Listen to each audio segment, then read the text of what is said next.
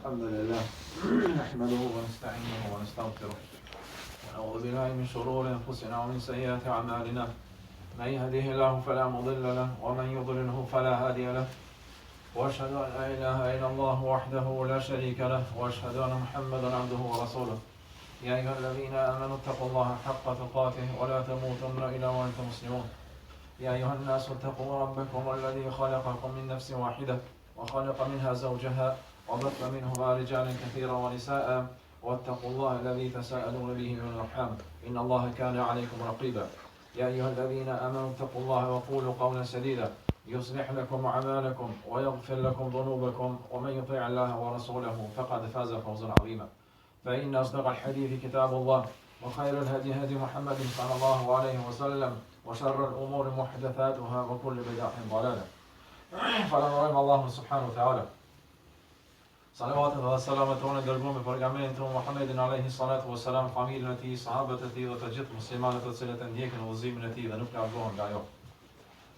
Vëllezër të ndershëm, me mirësinë e Allahut subhanahu wa taala jemi afruar afër muajit të Dhul-Hijjes, muajit të cilin i madhërisht me Allah e ka veçuar me zgjedhjen e tij, muajit të cilin Allah subhanahu wa taala e ka zgjedhur me vlera dhe me begati të shumta. Për faktin se Allah subhanahu wa taala fillimisht në ditët e këtij muaji betohet në Kur'an, thot wa layalin ashr. Dhe pasha 10 netët që komentatorët e Kur'anit kanë thënë se është fjala për 10 ditët e para të muajit Dhul-Hijja. Dhe kur Allah subhanahu wa taala betohet në dikën prej krijesave të tij, betohet me qëllim për të treguar se ajo çështje, ajo gjë ka vlerë te Allahu. Edhe vetëm Allahut subhanahu wa taala i lejohet me u betu në krijesat, kurse krijesave u lejohet që të betohen vetëm në Allahun, në krijuesin e tyre. Dhe çdo betim tjetër jo në emër të Allahut është shirk, siç ka thënë pejgamberi alayhi salatu wassalam.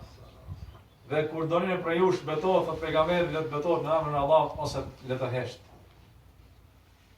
Kurse Allahu subhanahu wa taala ai betohet në kënd dëshiron ai.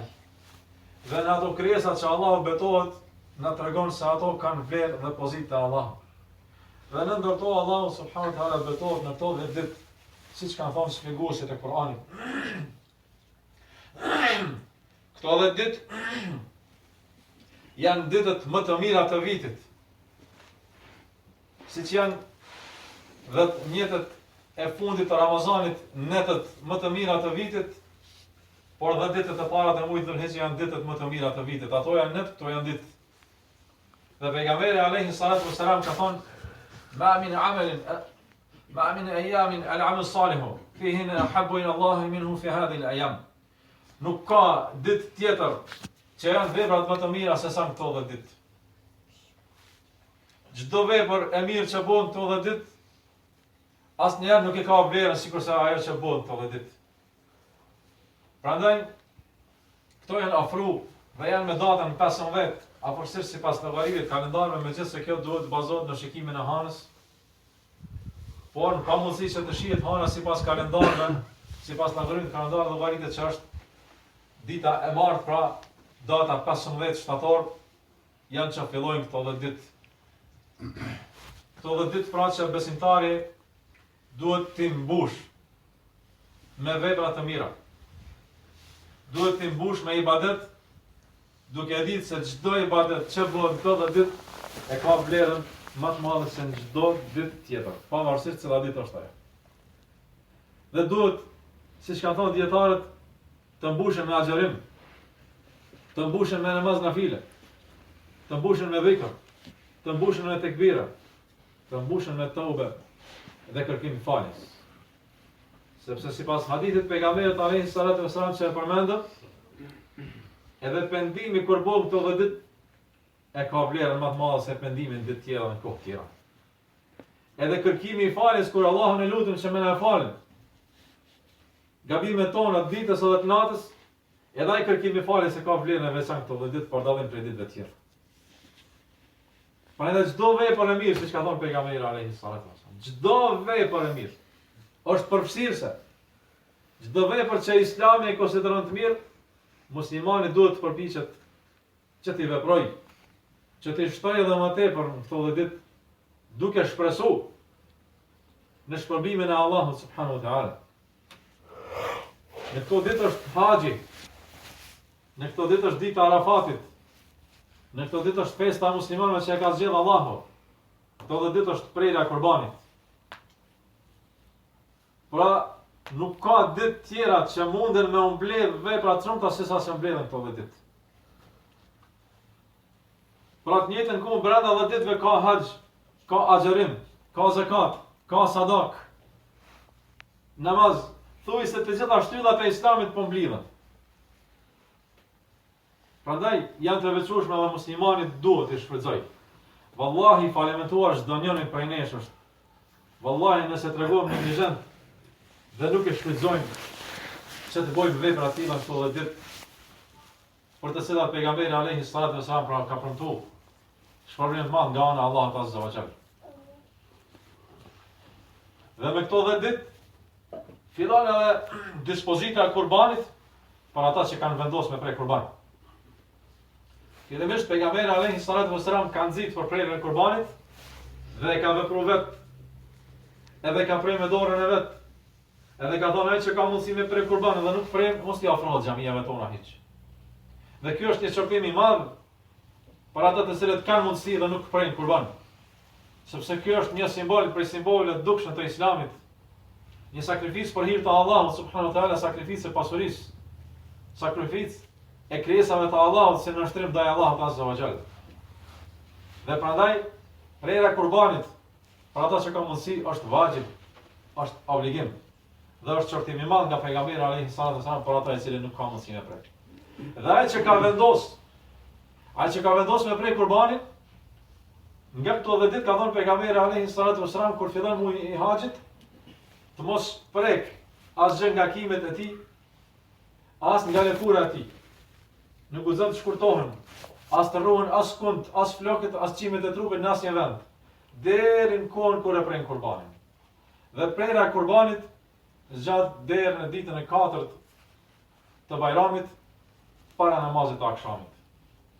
Deri para namazit të akşamit ditën e 4 është kohë e prerjes së kurbanit. Dhe varësisht kur i jepet mundësia, mund ta zgjedh që ta bëj këtë brenda kësaj kohe. Dhe fillon pas faljes së namazit të Bajramit. Dhe çdo kurban i cili prehet para namazit të Bajramit, ai nuk është kurban, por është siç thonë tanë e përdorin popull është postoron. Është vetëm për mish, por nuk është kurban, ka thënë pejgamberi alayhi salatu wasallam. Dhe nuk ka kurban para namazit të Bajramit. Dhe ajo traditë që gjendet në disa vende, në disa familje në vendin tonë duhet të shërnjoset. Ku tradita është se vendosin me prej 2 kurban. Njërin e prejnë për dikant të vdekën të familjes së tyre, ai thonë duhet më prejnë natën e Bajramit, edhe një e prejnë ditën e Bajramit kështu për këta të gjallët. Kështu në fejnë Allah subhanahu wa taala nuk ka. Por pejgamberi alayhi salatu wasalam na ka mësuar këtë. Kur e ka prej kurbanin e vet, ka thonë o Zot për Muhamedit, familjen e Muhamedit dhe gjithë ummetin e Muhamedit. Edhe aty kanë qenë të gjallë të vdekur që i ka përfshin në jetë pejgamberi alayhi salatu wasalam. Pra kurbani është e mirë, edhe është prej sunetit që dikush prej familjes kur të prej ta bëjë jetë për vetë dhe për gjithë familjen e tij të gjallë të vdekur. Kjo është udhëzimi i Muhamedit alayhi salatu wasalam. Dhe s'ka me ndo kurban natën e Bajramit, ditën e Bajramit. Nuk ka kështu, kjo është shpikje, kjo është bidat në fenë e Allahut azza wa jall. Prandaj që ka vendos me prej kurbanin, të mos harroj.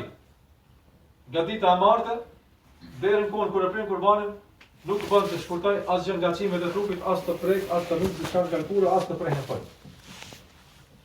Dhe ai që ka vendos më vonë, nuk e ka planifikuar, por më vonë, atë kur e ka vendos prej atij momenti vendon të ndërprej këto gjëra nuk i prej. Nëse në fillim i ka bëu këto, atër kur të bën jetën nuk ka të keq. Por nëse me harres prapë në këtë të keqe, nuk ndikon saksinë e kurbanit kjo.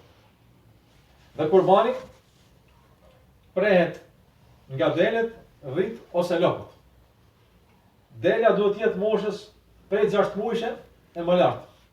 Kurse dhia prej 1 viti e më lart. Ndërsa lopa duhet jetë minimumi 2 vite. dhe në kurbanin që vendoset prejet të lop, kanë mundësi me marrë pjesë deri në 7 vete. Deri në 7 vete, a me një fjalë, 7 kurbana. Nga sakrifikimi një lopë mund të dalë, nuk ka problem. Varësisht sipas marrëveshjes që e bojnë, ndërsa në dele është vetëm një, por ai me njët mundet të përfshi antarët e familjes së tij, të afërmit të tij, që dëshiron ai domethënë që edhe në emër të tyre të sakrifikojë për hir të Allahut subhanahu wa taala. Kurbani duhet të plotësoj disa dispozita vllazën, sepse është një çështje që po prehet për hir të Allahut. Dhe siç ka thënë pejgamberi alayhi salatu wasallam, Allah është i bukur dhe do të bukur. E don ato që është e çmueshme, ato që është e mirë. Edhe kurbani duhet të jetë i bukur dhe i çmueshëm, që ka vlerë. Jo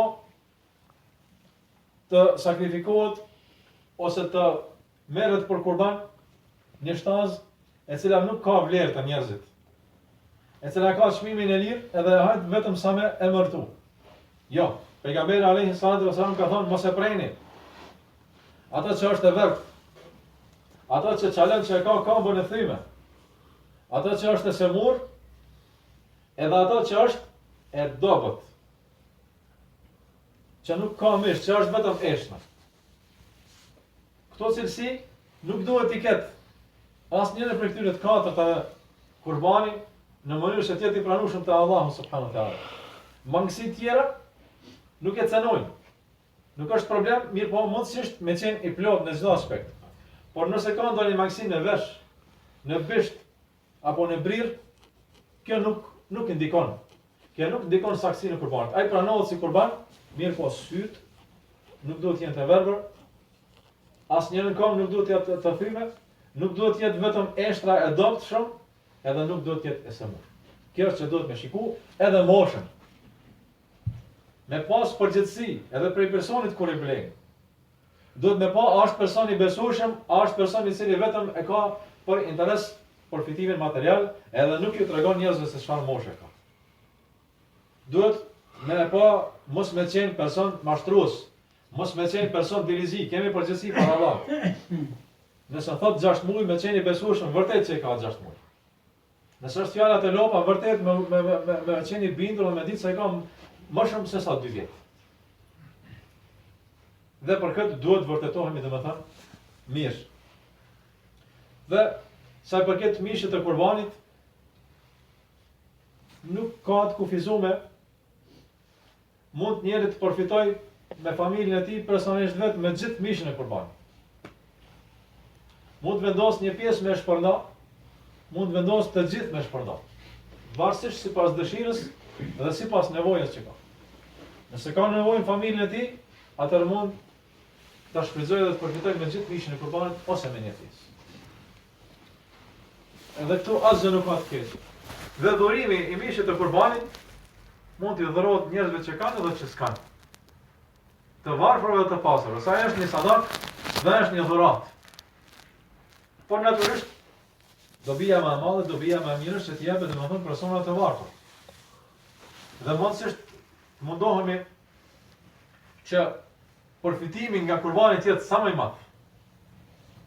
Dhe nëse përfitimi është duke organizuar, edhe duke bërë mish lope që është më i çmueshëm, më i vlefshëm, më i kërkueshëm në vendin tonë, është më e pëlqyeshme edhe më e dobishme, s'ka kurrë diskutimi në këtë aspekt.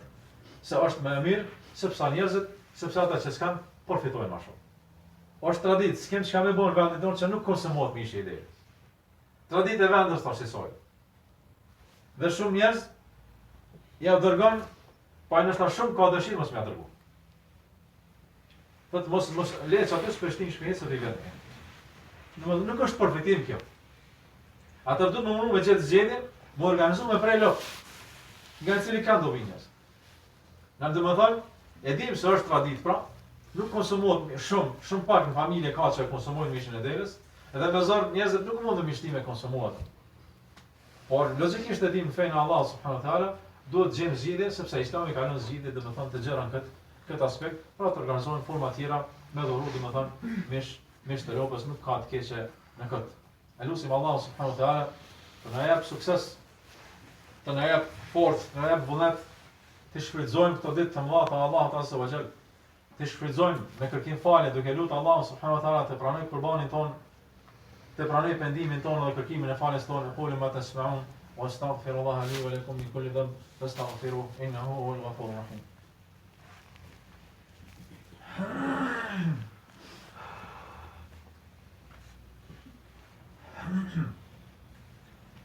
الحمد لله على الإحسان والشكر وعلى توفيقه وامتنانه وأشهد أن لا إله إلا الله وأشهد أن محمدا عبده ورسوله. Gjithashtu vllazën, kurbani është kjo haxhi, një ibadet madhështor, një shtyllë e Islamit, ku me të vërtet Allahu subhanahu wa taala ka thonë yashhadu manafi'a lahum. Thirrja ata në haxh të vitin dhe le të shohin dobit e tyre natë. Dobit e haxhit janë të shumta. Dhe për dobitë më madhështore është se muslimanët e gjithë botës takohen. Muslimanët e gjithë botës njihen e shohin njëri tjetrin. Është një takim madhështor, është një organizim madhështor që e bën feja Allahu subhanahu wa taala, duke filluar fillimisht nga një takim i vogël i rrethit të ngushtë në xhaminë e Lagjës ose në xhaminë e qytetit brenda 5 namazeve të ditës ku takohen dhe shihen muslimanë, pastaj një tubim më i gjerë ditën e xumës që takohen një numër një rreth më i gjerë brenda javës, e pastaj namazi i Bajramit që takohen një rreth edhe më i gjerë, e përfundimisht haxhi është një takim ku i takon të gjithë muslimanët nga çdo vend i botës. Por me shfaq edhe me pa madhështinë e muslimanëve, ibadetin e muslimanëve, ku shfaqet forca e fesë së Allahut subhanahu wa taala. Megjithatë, duke pas provat që kalojnë muslimanët këtë kohë, në këto ditë, duhet ta shfrytëzojmë rastin edhe në dua vllazën. Dua për vete, për çështjet tona, për problemet tona personale, pastaj të familjes, pastaj të rrethit më të gjatë, të vendit, e dua në përgjithësi për muslimanët, dhe në veçantë muslimanët ku kanë brenga dhe sprova dhe luftra, siç është rasti në Siri apo në vende të tjera. Kjo është arma më e fuqishme e muslimanit. Kjo është këtë kohë që posedon muslimani, edhe duhet ta shfrytëzoj, të mos i harrojnë dua ato familje, të mos i harrojnë dua ato gra, ato motra muslimane, të cilët janë duke vujt, duke u fundos në përdet, duke pas tragjedina në komunikacion, e peripecit ndryshme në mënyrë që me gjetë një vend të sigurt, ku do të flenë sigurt, ku do të jetojnë sigurt, për të shku në vendet të ndryshme të perëndimit, të gjitha këto janë vujtje, të gjitha këto shpravat mëdha që i ka godit ata njerëz, ne kemi obligim që ta lutim Allahun subhanahu wa taala të ualesoj aty në xhenet. Ta lutim Allahun subhanahu wa taala që ata t'i kthej në shtëpitë e tyre, në vendin e vet, në Sham, për të cilën pejgamberi alayhi salatu wasalam ka përmend merita të shumta, ka përmend merita të mëdha në një vend ku kanë shkel numër shumë i madh pejgamberëve të Allahut subhanahu wa taala. Inna Allaha wa malaikatahu yusalluna 'ala an-nabi ya ayyuhalladhina amanu sallu 'alayhi wa sallimu taslima. Allahumma salli 'ala Muhammadin wa 'ala Muhammad kama sallaita 'ala Ibrahim wa 'ala Ibrahim innaka Hamidum Majid. Allahumma barik 'ala Muhammadin wa 'ala Muhammad كما باركت على إبراهيم وعلى إبراهيم إنك حميد مجيد. عباد الله، اذكروا الله العظيم يذكركم واشكروا على نعمه يزدكم ولذكر الله أكبر والله يعلم ما تصنعون وأقيموا الصلاة.